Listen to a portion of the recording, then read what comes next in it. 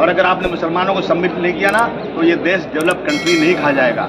अगर एक आदमी को हम इस देश के 20% हैं, अगर एक शख्स को ऊपर से काट दिया जाएगा वो मर जाएगा, नीचे से 25-20% काट दिया जाएगा लंगड़ा हो जाएगा, साइड से काट दिया जाएगा लूला हो जाएगा। इस देश को लंगड़ा लूला नहीं बनाना है, इस देश को दुनिया में एक शक्तिशाली देश बनाना है कि यहाँ रहने वाले तमाम लोगों को जो है उनको सबको समान जो है उनको हक देना चाहिए।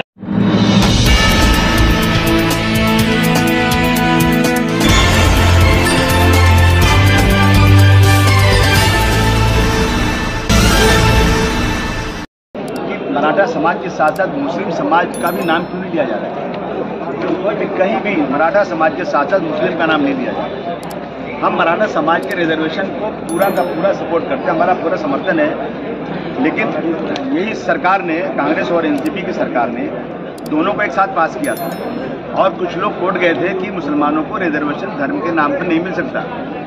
तो मैं पूछूं, ये बैठे हुए नेता लोग ये फैसला करेंगे या कोर्ट फैसला करेगा? कोर्ट ने जब कहा कि मुसलमानों को रिजर्वेशन 5% दिया जाए एजुकेशन में, तो मुसलमानों की 50 जातों को, मुसलमान की 50 जातें जो पसमानदा हैं, और आपको बताऊं कि मुसलमान की पसमानदा जात को साइमन कमीशन 1935 में 1936 में 35% रिजर्वेशन दिया था, 35% रिजर्वेशन। आज़ाद हिंदुस्तान, जब हिंदुस्तान आज़ाद हुआ 1950 को आदरणीय जवाहरलाल नेहरू, सरदार वल्लभ भाई पटेल साहब एक चिट्ठी सिर्फ लिख करके राजेंद्र प्रसाद जी के पास जाकर उन्होंने कहा इस देश में रिजर्वेशन किसी को मिलेगा तो सिर्फ हिंदुओं को मिलेगा और किसी को नहीं मिलेगा, और उन्होंने पास कर दिया उसको। उस दिन से मुसलमानों का रिजर्वेशन खत्म हो गया, क्रिश्चियन का खत्म हो गया और उसके बाद सिख भाइयों का खत्म हुआ। लेकिन सिख भाइयों ने अपना आंदोलन करके ले लिया, आज तक मुसलमानों को रिजर्वेशन नहीं मिला। पार्लियामेंट की कितनी सीटें हैं, असेंबली की कितनी सीटें हैं, कितने छोटे छोटे इलेक्शन की सीटें हैं जहाँ मुसलमान इलेक्शन लड़ ही नहीं सकता है। मेरी डिमांड है सरकार से कि आप 50%, आप जो है 5% रिजर्वेशन जब तक कानून में बैठता नहीं उस वक्त तक 3 लोगों की कमेटी बनाइए। उस कमेटी को Sachar committee, Ranganath Mishra committee, Mahmoodur Rahman committee को उनको बोली स्टडी करो, 2 महीना स्टडी करने के बाद जहाँ जहाँ जो पसमानदा मुसलमानों को ज़रूरत है उसको आप पूरा कीजिए, और जब कानून में बैठ जाता है तो 5% रिजर्वेशन अनाउंस कीजिए, दोनों को साथ साथ अनाउंस कीजिए। ये मेरी डिमांड है। ये डिमांड कब तक पूरी होना चाहिए आपको ऐसा लगता है? हमारा कहना है कि जिस दिन भी डिमांड पूरी होगी, रिजर्वेशन है, अब उसके अलावा जो आगे दे नहीं सकते। तो जिस तरह से बिहार में 60% रिजर्वेशन था, 15% और बढ़ गया, 75% हो गया, उसी तरह से अगर ज़रूरत पड़े तो यहाँ भी रिजर्वेशन का कोटा बढ़ाइए। 5% मुसलमानों को दीजिए और 16% मराठा भाइयों को दीजिए जो कानून में है। अभी मुख्यमंत्री ने कहा कि 24 दिसंबर तक या जनवरी तक वो फैसला करेंगे, तो आप उसमें मुसलमानों को भी सम्मिलित कीजिएगा। और अगर आपने मुसलमानों को सम्मिलित नहीं किया ना तो ये देश डेवलप कंट्री नहीं कहा जाएगा। अगर एक आदमी को हम इस देश के 20% हैं, अगर एक शख्स को ऊपर से काट दिया जाएगा वो मर जाएगा, नीचे से 25-20% काट दिया जाएगा लंगड़ा हो जाएगा, साइड से काट दिया जाएगा लूला हो जाएगा। इस देश को लंगड़ा लूला नहीं बनाना है, इस देश को दुनिया में एक शक्तिशाली देश बनाना है कि यहाँ रहने वाले तमाम लोगों को जो है उनको सबको समान जो है उनको हक देना चाहिए। महाविकास आघाड़ी की सरकार में सबसे पहले अधिवेशन के पहले नवाब मलिक ने जब अल्पसंख्यक मंत्री थे उन्होंने कहा था कि जल्द से जल्द हम मुस्लिम आरक्षण जो है लागू करेंगे।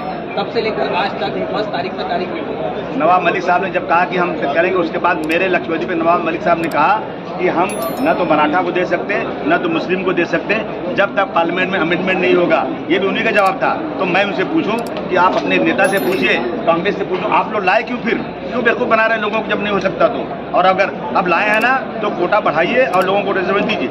आरक्षण मांगने का आजकल ये ऐसा हो गया देश में ना कि बहुसंख्यक जिसके पास ज़्यादा तादाद उसकी बात सुनी जाती है। संविधान जो है ना ये किताब में लिखा हुआ रखा हुआ है, संविधान पर अमल ये सरकार नहीं कर रही। आयोग का कहना है कि लोग जो है ना ये सच्चाई सुनने को तैयार नहीं है।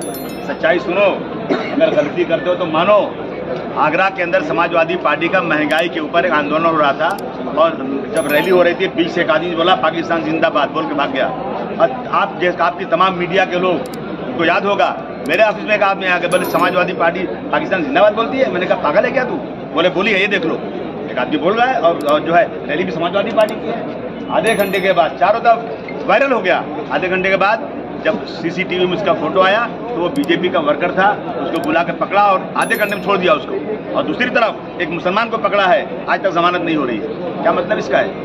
जब भी पाकिस्तान के साथ वो होता है, जब होता है पाकिस्तान हिंदुस्तान का गेम होता है, तो ये लोग मुसलमानों के नाम पर पाकिस्तान जिंदाबाद बोलते हैं। बोलने वाला मुसलमान नहीं होता है। और अभी बताऊं मैं आपको, पिछले बकरीद में शोलापुर के अंदर ईदगाह के बाहर एक नॉन मुस्लिम, मराठी नाम था उसका, और वो गुब्बारा बेच रहा था फुग्गा, और उसपे जो है ना पाकिस्तान जिंदाबाद के लिखे थे, ग्रीन कलर का था। पकड़ा गया। क्या हुआ आज तक उसका पता लगा कुछ? क्या आज तक? अगर उसको नहीं पकड़ देना तो मुसलमान कितने मार दिए गए होते। ये जानबूझकर हो रहा है। सिर्फ मुस्लिम को टारगेट करो और सत्ता में बैठे रहो। मैं समझता हूँ कि ये देश को आगे नहीं ले जाएगा, इस देश को बर्बाद करेगा। ये बात चल रही है, ये ऐसा हो गया है कि अगर जब मुसलमानों को कुछ दे दिया ना, तो इनको लगता है सारी पार्टियों को कि बहुसंख्यक वोट मेरा कम हो जाएगा। मुसलमानों की बात किसी नेता ने कर दिया ना, तो उसको मेजॉरिटी का वोट नहीं मिलेगा। एक ऐसा देश में माहौल पैदा कर दिया गया है कि जो पार्टियां कुछ करना भी चाहती है ना, वो डरती हैं कि मेरा वोट बैंक खराब ना हो जाए। सरकार भी अभी फैसला नहीं करेगी तो हम लोग कोई भी रास्ता अपनाएंगे।